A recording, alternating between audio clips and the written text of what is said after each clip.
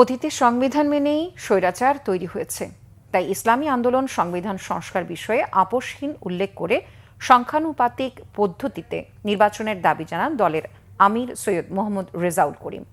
প্রয়োজনে গণভোটের আয়োজন করারও দাবি করেন তিনি। মহাসমাবেশে যোগ দিয়ে বিভিন্ন রাজনৈতিক দলের নেতারা জানান, ২৪-এর অভ্যুত্থানে শক্তি এক থাকলে দেশে আর কোনো স্বৈরাচার মাথাচাড়া দিয়ে উঠতে পারবে না। বিস্তারিত মোবাশ্বের আহমেদের রিপোর্টে। ক্যামেরায় ছিলেন রাশেদুল ইসলাম বাবুলি। সংস্কার, গণহত্যার বিচার ও পিআর পদ্ধতিতে সুষ্ঠু ও নিরপেক্ষ নির্বাচনের দাবিতে সোহরাওয়ার্দী উদ্যানে মহাসমাবেশের আয়োজন করে ইসলামী আন্দোলন বাংলাদেশ। দেশের বিভিন্ন জেলা থেকে আগত হাজার হাজার নেতাকর্মীর উপস্থিতিতে কানায় কানায় পূর্ণ ছিল পুরো সোহরাওয়ার্দী উদ্যান। দুই অধিবেশনের এই মহাসমাবেশে যোগ দেন বিভিন্ন রাজনৈতিক ও ইসলামী দল।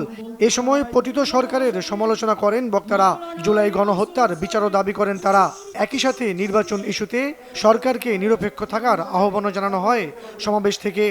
বেশি শক্তির বলে, কালো টাকার বলে, জোর জবরদস্তি করে, কেন্দ্র দখল করে বাংলাদেশে নির্বাচনে জিতে আসার যে ব্যবস্থা, সেই ব্যবস্থা অবশ্যই পরিবর্তন করতে হবে।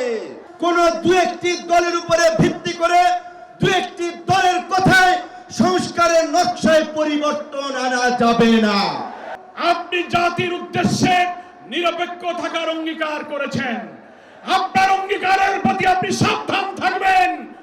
আপনার কোন কোন ভূমিকায় জাতির মধ্যে কিন্তু সংশয় তৈরি হয়েছে। জোহরের নামাজের পর সমাবেশে যোগ দেন ইসলামী আন্দোলন বাংলাদেশের আমির সৈয়দ রেজাউল করিম সহ দলের সিনিয়র নেতারা। এ সময় 16টি দাবি জানিয়ে সমাবেশের ঘোষণাপত্র পাঠ করা হয়। বাংলাদেশের অস্তিত্ব ও সার্বভৌমত্বের জন্য ইসলাম হলো রক্ষা কবচ। তার প্রতিফলন সংবিধানের মূলনীতিতে থাকতে হবে। সুষ্ঠু নির্বাচনের জন্য লেভেল প্লেইং ফিল্ড অপরিহার্য। সেটা নিশ্চিত করার জন্য জনপ্রশাসনকে ঢেলে সাজাতে হবে। পতিত ফ্যাসিবাদের সহযোগী যারা এখনো জনপ্রশাসনে কাজ করছে, তাদেরকে চিহ্নিত করে দ্রুত অপসারণ করতে হবে। না হলে তারা দেশকে অস্থিতিশীল করার অপচেষ্টা করেই যাবে।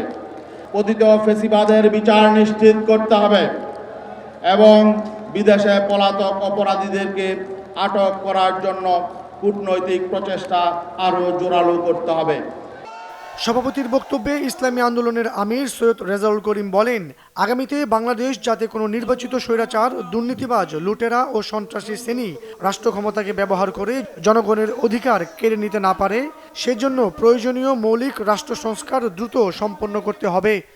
মৌলিক সংস্কারে কেউ কেউ গড়িমসি করছেন, এটা জুলাইয়ের সাথে বিশ্বাসঘাতকতা। স্বৈরাচার তৈরির রাস্তা খোলা রাখা যাবে না। সংস্কার না করে নির্বাচন আয়োজন করে দেশকে আবারও আগের অবস্থায় নিয়ে যাওয়া যাবে না। রাষ্ট্রের মূলনীতি সহ সংসদের উভয় কক্ষে পিআর পদ্ধতি নির্বাচনের মতো বিষয় ঐকমত্য না হলে গণভোটের আয়োজন করতে হবে। মোবাশ্বের আহমেদ, বাংলা ভিশন, ঢাকা।